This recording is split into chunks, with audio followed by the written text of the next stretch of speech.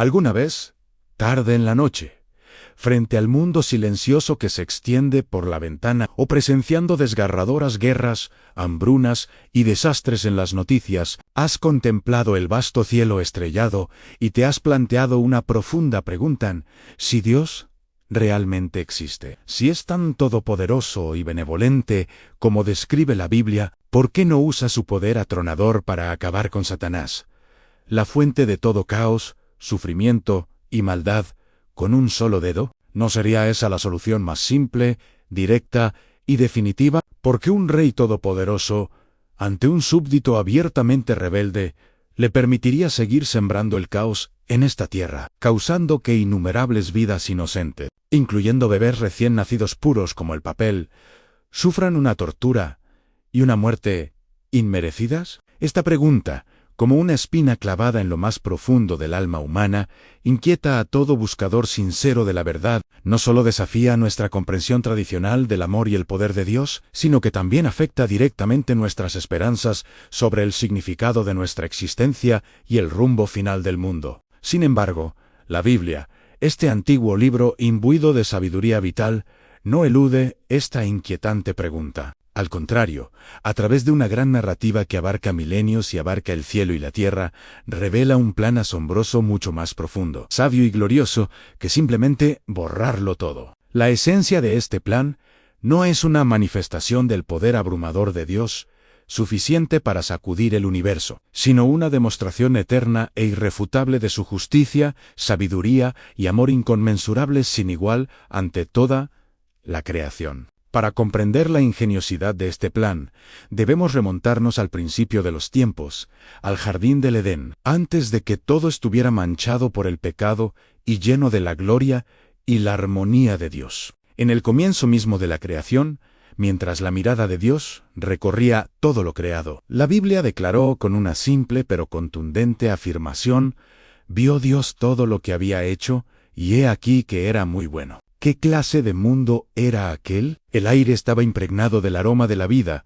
La luz y la oscuridad se alternaban armoniosamente. El mar y la tierra mantenían sus propios límites. Las plantas daban frutos deliciosos, y los animales retozaban libremente en sus respectivos territorios. En el centro de esta imagen perfecta se encontraba la cumbre de la creación de Dios a la humanidad. Adán y Eva, creados a imagen de Dios, poseían pensamientos, sentimientos y voluntad. Más importante aún, Dios les concedió a ellos y a todos los ángeles un don supremo en el libre albedrío. Esta libertad es la máxima expresión del amor, pues el amor verdadero jamás se puede forzar, y la obediencia sincera es mucho más valiosa que la obediencia mecánica. Dios no desea una horda de robots programados, sino hijos que libremente elijan amarlo y responderle. Sin embargo, fue esta inestimable libertad la que sentó las bases para un debate que sacudiría el universo entero. Entre los ángeles se alzaba uno de estatus excelso, belleza incomparable y sabiduría suprema. La Biblia describe su antigua gloria como una estrella brillante, hijo de la mañana. Estaba dotado de gran autoridad y servía ante el trono de Dios. Pero al contemplar su propia belleza y sabiduría incomparables, el veneno del orgullo comenzó a crecer y extenderse en su interior. Insatisfecho ya con glorificar a aquel que lo creó, albergaba un deseo aterrador. Anhelaba ser objeto de adoración, ascender por encima de las nubes y ser igual al Altísimo. Deseaba suplantar a Dios y convertirse en gobernante del universo, pero conocía la insensatez de oponerse directamente al Todopoderoso, quien habló y lo estableció todo. Así que eligió un método más insidioso y destructivo para lanzar su rebelión al atacar la legitimidad y validez del gobierno de Dios, destruyendo su santo nombre por razones morales. Su campo de batalla era el mundo humano recién creado, rebosante de infinitas posibilidades. En ese paraíso conocido como Edén, todo estaba en paz. Adán y Eva compartían una relación íntima con Dios, y cada día, mientras caminaban bajo la fresca brisa, podían oír el sonido de los pasos de Dios. Satanás, a través de la boca de una serpiente, le planteó a Eva la pregunta que ha plagado la historia de la humanidad. ¿Con que Dios os ha dicho, no comáis de todo árbol del jardín? Esta pregunta, aparentemente simple, ocultaba un propósito profundamente siniestro. Sutilmente implicaba que Dios era un gobernante tacaño y tiránico, alguien que nos había dado un hermoso jardín, pero luego nos impuso restricciones, impidiéndonos disfrutar plenamente de las cosas buenas. Una vez plantada, esta semilla de duda rápidamente echó raíces y brotó. Entonces, cuando Eva aclaró que el fruto del árbol del conocimiento del bien y del mal, el que estaba en el centro del jardín, era el único prohibido, porque comer de él resultaría en la muerte. Satanás lanzó su devastadora mentira: no moriréis, pues Dios sabe que el día que comáis de él se os abrirán los ojos y seréis como Dios, conociendo el bien y el mal. Esta fue una dura crítica al carácter del Creador ante todo el universo. Satanás estaba declarando a todos los ángeles observantes y a los humanos recién nacidos: primero, Dios es mentiroso, no se puede confiar en sus palabras, y la amenaza de muerte es solo una amenaza vacía para atemorizarlos. Segundo, Dios es egoísta. Les prohibió comer del fruto porque temía que se volvieran tan sabios como él, capaces de distinguir el bien del mal y así amenazar su gobierno. Tercero, libres del gobierno de Dios, pueden alcanzar la verdadera libertad, definir sus propios principios morales, discernir el bien del mal y vivir una vida más vibrante, semejante a la de Dios. Esta fue una seria acusación presentada ante el Tribunal Supremo del Universo, observado por innumerables ángeles leales. El núcleo de esta acusación no era un desafío al poder de Dios, nadie duda de su capacidad para crear o destruir, sino más bien un desafío a su carácter y su derecho a gobernar. La pregunta fundamental que Satanás planteó fue: ¿es la manera de gobernar de Dios la mejor? ¿Son sus exigencias justas y motivadas por el amor? ¿Sería su creación realmente mejor y más libre sin él? Ahora, detengámonos e imaginemos qué habría sucedido si Dios, en ese instante, hubiera hecho llover fuego del cielo ante los ojos de todos los ángeles, usando su poder incomparable para reducir a cenizas a Satanás y sus seguidores caídos. ¿Qué les habría demostrado eso a los ángeles que observaban? Probablemente, simplemente, habrían temblado de miedo, pensando: quizás Satanás tenga razón. Dios es, en efecto, un tirano incuestionable, que silencia para siempre a cualquiera que se atreva a cuestionar sus motivos con absoluta violencia. Tal enfoque no resolvería de raíz los problemas morales y legales planteados por Satanás, sino que consolidaría su reputación de dictador despótico. El gobierno de Dios habría degenerado instantáneamente, pasando de estar basado en la inspiración del amor y la verdad, a estar basado en la intimidación del miedo y el poder. Este no es en absoluto el resultado deseado por un Dios que anhela una relación amorosa con su creación. Por lo tanto, en su insondable sabiduría, Dios eligió un enfoque completamente diferente. No ejecutó de inmediato el juicio sobre los rebeldes, sino que permitió que el tiempo y los hechos determinaran el resultado final de esta disputa sobre la soberanía cósmica. Permitió que Satanás se convirtiera temporalmente en el Dios de este mundo, ejerciendo su influencia dentro de ciertos límites. También permitió que la humanidad, después de que sus primeros padres, Adán y Eva, decidieran creer mentiras y traicionar la fuente de la vida, intentara emprender un camino de autodeterminación e independencia. Esto fue como un gran experimento social que duró miles de años. La pregunta era: ¿puede la humanidad, confiando únicamente en su propia sabiduría, moralidad y fuerza,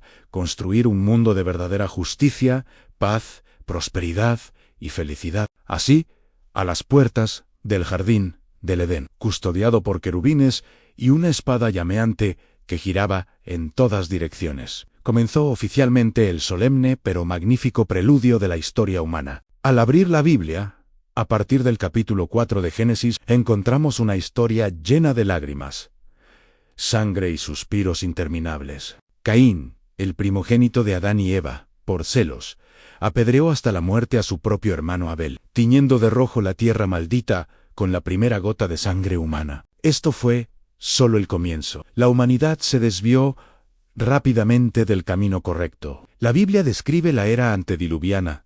Vio el Señor que la maldad de los hombres era mucha en la tierra, y que todo designio de los pensamientos de su corazón era de continuo solamente el mal. Así, un gran diluvio limpió el mundo corrompido, dejando solo a Noé y su familia. Sin embargo, la raíz del pecado no fue erradicada. Poco después del diluvio, la humanidad se reunió de nuevo en las llanuras de Sinor, movidos por el orgullo y la incredulidad en Dios. Comenzaron a construir la magnífica Torre de Babel, con la esperanza de hacernos un nombre, para no ser esparcidos por toda la faz de la tierra. Buscaban establecer una civilización unificada, centrada en el ser humano, que se opusiese a Dios. Como consecuencia, Dios confundió su idioma, impidiéndoles entenderse y dispersándolos por todo el mundo. La humanidad ha experimentado con diversos sistemas políticos, desde la jefatura tribal hasta la monarquía absoluta, desde las repúblicas aristocráticas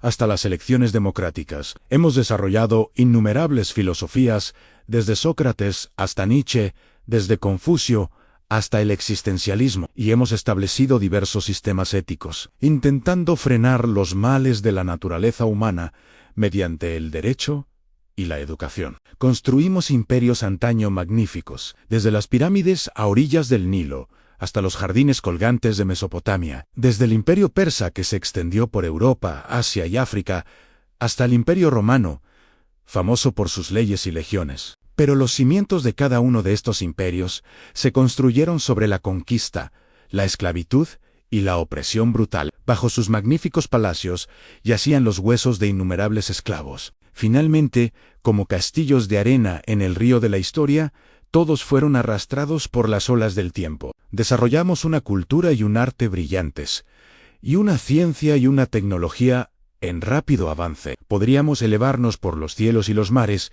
y comunicarnos instantáneamente con personas del otro lado del planeta. Sin embargo, la codicia, el odio, el orgullo, el libertinaje y el egoísmo en el corazón humano, como malas hierbas inextirpables, destruyeron repetidamente los frutos de nuestra civilización, ganada con tanto esfuerzo. La sombra de la guerra nunca se ha disipado del todo, el espectro de la hambruna aún persiste en muchos lugares, y los brotes de peste nos recuerdan la fragilidad de la vida. La injusticia social ha dejado a innumerables personas sin voz. La promesa de Satanás de semejanza a Dios en el jardín del Edén finalmente trajo a la humanidad sufrimiento, corrupción, vacío y muerte sin fin. Miles de años de historia son el testimonio más completo e irrefutable, a costa de innumerables vidas, que demuestra fríamente al universo entero que Satanás es un completo mentiroso, y que el camino de independencia de Dios que él defiende es un callejón sin salida que conduce al caos y la destrucción. La humanidad, separada de la fuente de la vida, es como una flor arrancada de la tierra que la nutre. No importa cuán vibrante haya sido en un principio, con el tiempo se marchitará y morirá. Sin embargo, durante este largo y oscuro proceso, Dios no fue un espectador indiferente. Obró activa y sistemáticamente. Escogió a Abraham de entre todas las naciones y prometió que sus descendientes se convertirían en una gran nación, y que todas las familias de la tierra serían bendecidas por medio de él. Más tarde, rescató a los descendientes de Abraham, los israelitas, de la esclavitud en Egipto. Estableció un pacto con ellos en el monte Sinaí y les dio un conjunto detallado de leyes. Este sistema, conocido como la ley mosaica, detallaba regulaciones para los rituales de adoración, las normas morales, la pureza alimentaria, la justicia judicial y otros aspectos. Su propósito principal era demostrar la santidad y la justicia de Dios a un mundo caído y proporcionar un marco para una vida bendecida para su pueblo. Sin embargo, la turbulenta historia de la nación de Israel también demuestra que, incluso con las claras leyes de Dios, las constantes advertencias de los profetas y los milagros que las acompañaron, la naturaleza corrupta y pecaminosa de la humanidad no pudo obedecer plenamente los mandamientos de Dios. Su continua rebelión, idolatría e injusticia finalmente les acarrearon el juicio de la destrucción nacional. El apóstol Pablo explicó más tarde con profundidad que la ley servía como un espejo, revelando claramente la inmundicia de los rostros humanos, pero sin poder purificador. Exponía el pecado, hacía que las personas fueran conscientes de su propia situación desesperada e impotente, y así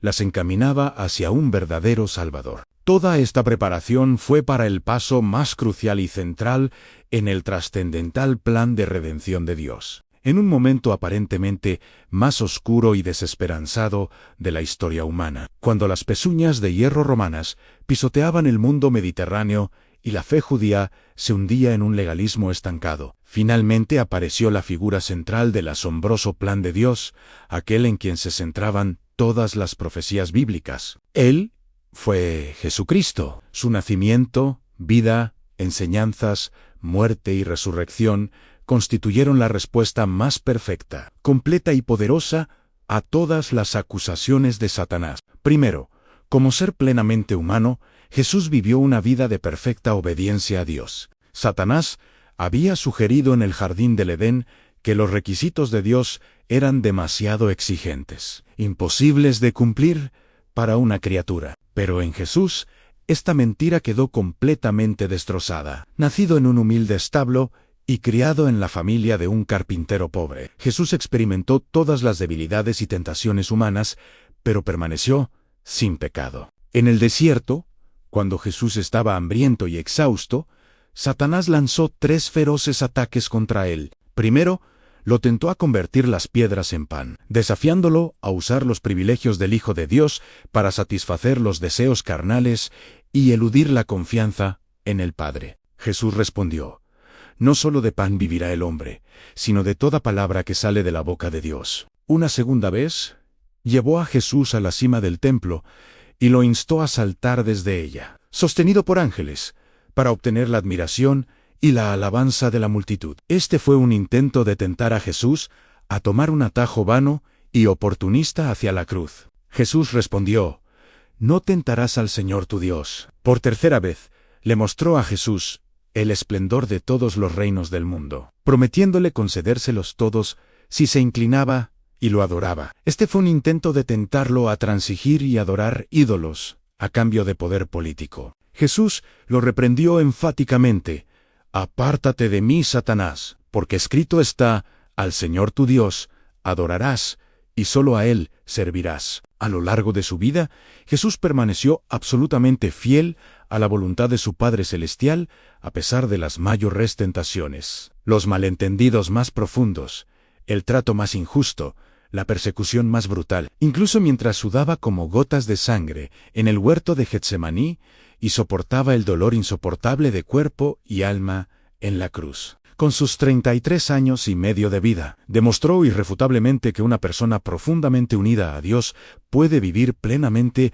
la santidad que le agrada. Esto desbarató por completo la mentira de Satanás de que los estándares de Dios son irrazonables. Jesús, a quien la Biblia llama el último Adán, eligió un marcado contraste con la decisión del primer Adán. Mientras que Adán eligió la desobediencia en un mundo perfecto, Jesús eligió la obediencia en un mundo pecaminoso. Allanó el camino para que todos los que lo siguieran encontraran la paz con Dios y recuperaran la vida eterna. Además, la muerte de Jesús marcó un punto de inflexión en la historia del universo y la culminación del plan redentor de Dios. Fue más que un simple martirio por un ideal de un gran moralista, fue un sacrificio con un significado legal eterno y cósmico. La desobediencia del primer Adán sometió a toda la humanidad al poder del pecado y la muerte. Nos hemos convertido en esclavos del pecado, y no hemos alcanzado la gloria de Dios,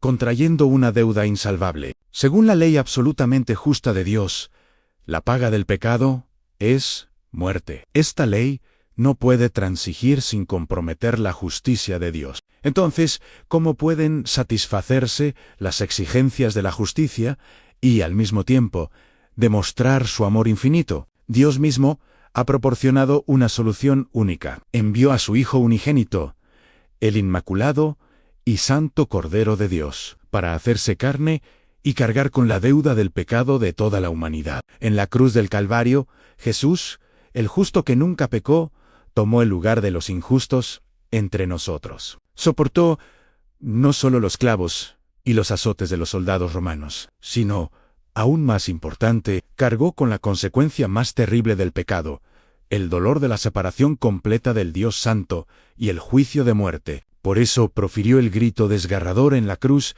«¡Ah, Dios mío, ¿por qué me has abandonado?». Fue un intercambio perfecto. Usó su vida sin pecado para pagar el rescate por nosotros, pecadores. La importancia de este evento es profunda. Por un lado, satisface la justicia absoluta de Dios de la manera más severa.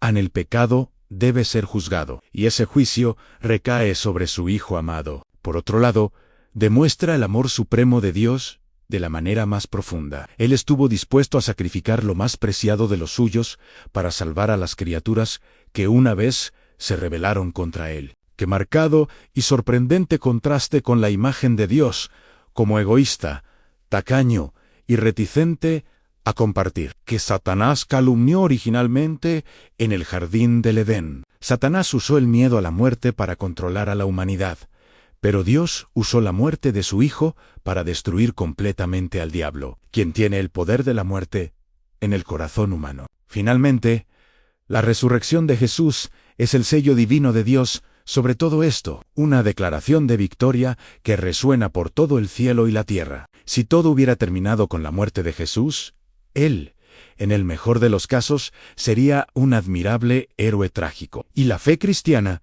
se habría derrumbado. Pero Dios, usando el mismo poder que creó el universo, resucitó a Jesús de entre los muertos. La tumba estaba vacía. La resurrección de Jesús, en primer lugar, demostró la veracidad de todas sus palabras. Su afirmación de ser el camino, la verdad y la vida fue confirmada, y su identidad como Hijo de Dios fue afirmada públicamente. En segundo lugar, la resurrección demostró que Dios había aceptado plenamente el sacrificio de Jesús en la cruz. Nuestra deuda de pecado había sido pagada de una vez por todas, y la obra de expiación se había cumplido plenamente. Más importante aún, la resurrección demostró que el poder vital de Dios supera con creces el poder del pecado y la muerte. El arma más poderosa de Satanás, la muerte, queda completamente ineficaz ante el Cristo resucitado, sin su aguijón. La resurrección de Jesús marca el comienzo de una nueva creación, ofreciendo a todos los que confían en Él la innegable esperanza de que, como Él, también nosotros venceremos la esclavitud de la muerte y disfrutaremos de la vida eterna. Por lo tanto, cuando Jesús, al exhalar su último aliento en la cruz, pronunció las últimas palabras: «Han consumado es», el debate espiritual sobre la soberanía del universo ya estaba decidido. Satanás había sido juzgado, demostrado mentiroso y asesino desde el principio. El carácter de Dios, su justicia perfecta, profunda sabiduría, amor infinito y fidelidad inquebrantable, se demuestra y reivindica con mayor perfección en Jesucristo. Surge entonces la pregunta, con el resultado ya decidido y la culpabilidad de Satanás firmemente establecida: ¿por qué Dios no pone fin a esto de inmediato, arrojándolo al lago de fuego y estableciendo los nuevos cielos y la nueva tierra? Este es el aspecto del gran plan de Dios, que está lleno de paciencia y misericordia. Aunque el juicio ya se ha pronunciado, la ejecución final se ha pospuesto deliberadamente. Este período pospuesto es la era de la Iglesia, el período entre la ascensión de Jesús y su glorioso regreso, que es la era en la que vivimos. La postergación del fin por parte de Dios, como dice la Biblia, no es cuestión de lentitud, sino de paciencia. Él no quiere que nadie perezca, sino que todos se arrepientan y sean salvos. Durante este precioso tiempo, Dios está llevando a cabo simultáneamente varias actividades cruciales. Primero, está llamando y reuniendo a su pueblo en todo el mundo. El Evangelio, la buena nueva de la muerte y resurrección de Jesucristo por nosotros, pecadores, se predica hasta los confines de la tierra por diversos medios. Es como un barco que se hunde, cuyo capitán ha bajado el bote salvavidas y llama a todos a bordo. Dios da a cada persona la oportunidad de escuchar este mensaje, que determina su destino eterno, y de tomar una decisión por voluntad propia, a permanecer en el sistema rebelde, independiente y en decadencia representado por Satanás, o elegir creer en Jesús y seguirlo, subiendo al arca de la salvación y entrando en el reino de luz del Hijo amado de Dios. A todo aquel que se arrepiente sinceramente y acepta a Jesús como Salvador, recibe el perdón de sus pecados, una nueva vida y se convierte en hijo de la familia de Dios. La paciencia de Dios ha brindado un tiempo precioso para la salvación de innumerables personas a lo largo de la historia y en la actualidad. En segundo lugar, Él está moldeando y preparando a su iglesia, la reunión de todos los creyentes. Para los creyentes, vivir en este mundo, aún plagado por el pecado y el sufrimiento, no es una prueba sin sentido. Es un campo de pruebas para la fe y una forja para el carácter. Así como un atleta fortalece su físico y templa su voluntad mediante un arduo entrenamiento diario. La fe, la paciencia, el amor y la esperanza de los creyentes se refinan constantemente, volviéndose más puros y fuertes al enfrentar los desafíos, las tentaciones, la persecución y el sufrimiento de la vida. Dios está preparando un pueblo que un día reinará con Cristo y gobernará sobre los nuevos cielos y la nueva tierra. Sus vidas brillarán como luces en este mundo torcido y perverso, viviendo la imagen de Cristo y dando un hermoso testimonio de la gloria y el amor de Dios. En tercer lugar, Él expondrá plenamente los amargos frutos del pecado y expondrá por completo la bancarrota del gobierno de Satanás. Antes del fin de los tiempos, la Biblia predice que el abandono pecaminoso de la humanidad hacia Dios alcanzará su punto máximo. La corriente de pensamiento que exalta la razón humana, venera el poder tecnológico e ignora los mandamientos de Dios, conducirá a una decadencia moral sin precedentes, caos social y desastre ecológico. Esta locura final despojará por completo la máscara hipócrita de civilización y progreso que encubre el gobierno de Satanás, dejando claro a todos aquellos que aún albergan la ilusión de que alejarse de la fuente de la vida conduce inevitablemente al sufrimiento y la autodestrucción. Ese día, cuando Dios dicte el juicio final, ninguna criatura, humana o ángel, podrá desafiar su veredicto llamándolo injusto o despiadado, porque el universo entero se enfrentará irrefutablemente a la evidencia de miles de años de historia humana, que prueba que el juicio de Dios es completamente justo, verdadero y bueno. Por lo tanto, cuando el último libro de la Biblia, el Apocalipsis, utiliza lenguaje simbólico para representar el fin del mundo, presenciaremos no una batalla caótica, sino una conclusión ordenada, legal y pública. Satanás, quien una vez acusó a sus hermanos en el cielo y engañó a las naciones de la tierra, ya no tendrá libertad para sembrar problemas. Será atado por ángeles y arrojado al abismo y al lago de fuego y azufre preparado para él y sus ángeles. Ese será su fin, eterno y merecido. Entonces vendrá el juicio del gran trono blanco, donde todas las personas, independientemente de su posición social, creyentes o no, resucitarán ante su Creador y rendirán cuentas de sus obras, palabras e incluso pensamientos. Finalmente, el viejo cielo y la tierra, manchados por el pecado y llenos de gemidos y trabajos, desaparecerán y un nuevo cielo y una nueva tierra, habitados por la justicia, descenderán del cielo. Allí ya no habrá muerte, ni llanto, ni clamor, ni dolor, porque el viejo orden de cosas ha pasado. Dios mismo morará con su pueblo. Él será su Dios y ellos serán su pueblo. Él, personalmente, enjugará toda lágrima de sus ojos. Este es el cumplimiento final y más glorioso del hermoso propósito de Dios, ordenado desde el principio de la creación. Ahora, volvamos a la importante pregunta que planteamos originalmente: ¿por qué Dios no destruye simplemente a Satanás?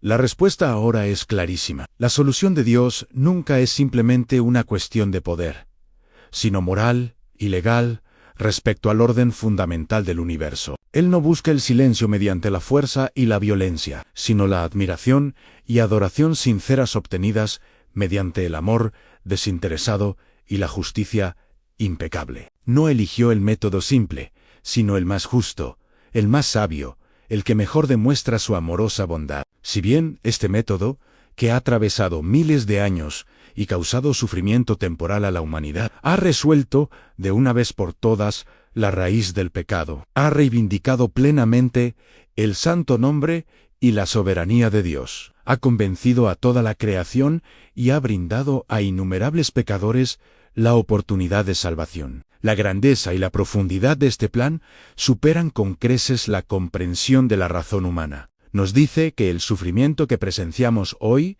no es un caos descontrolado, sino parte del plan triunfante final de Dios, la oscuridad final antes del amanecer. El aparente silencio de Dios en ciertos momentos de la historia no se debe a su ausencia o incapacidad, sino a que está llevando a cabo con paciencia un plan mayor y más perfecto. Él no es indiferente a nuestro sufrimiento, ya pagó el precio más alto y doloroso por nosotros en la cruz, la vida de su Hijo unigénito. Así que, cuando vuelvas a enfrentar la oscuridad de este mundo, cuando te sientas confundido y atormentado por tu propia debilidad o el daño ajeno, no desesperes. Recuerda que no vives en un universo olvidado por Dios, fuera de control, sino el capítulo final de una gran historia de redención. La batalla decisiva ya se ganó en la cruz del Calvario hace 2000 años, y la victoria final es segura en solo. Nos queda esperar el glorioso regreso del Rey victorioso, nuestro Señor Jesucristo,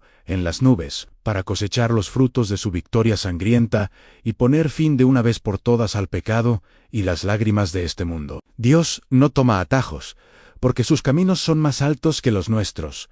Sus pensamientos son más altos que los nuestros. Él está usando la pluma de la historia humana, mojada en la preciosa sangre de su Hijo, para escribir una historia épica de amor, justicia y redención eterna. Cada uno de nosotros tiene la oportunidad, a través de la fe en Jesús, de elegir ser protagonista de esta magnífica historia, poniéndonos del lado de la luz y la esperanza. Lo que compartimos hoy es solo la punta del iceberg de la sabiduría que se encuentra en el profundo tesoro de la Biblia. Aborda cada una de nuestras preguntas más profundas y la esperanza última de nuestras almas. Si lo que compartimos hoy te ha inspirado, sientes que ha desenredado un nudo que llevabas mucho tiempo en tu corazón, o te ha dado una nueva e inspiradora comprensión del plan de Dios, no dudes en darle a me gusta y suscribirte. Y lo más importante, comparte esta luz ganada con tanto esfuerzo con tus amigos y familiares que también luchan en la oscuridad y buscan respuestas a su dolor. En estos tiempos de confusión e incertidumbre, nada puede brindar mayor esperanza y fuerza para seguir adelante que comprender el sabio y amoroso plan eterno de Dios. Que todos encontremos nuestro lugar en este gran plan y corramos hacia el glorioso destino con confianza.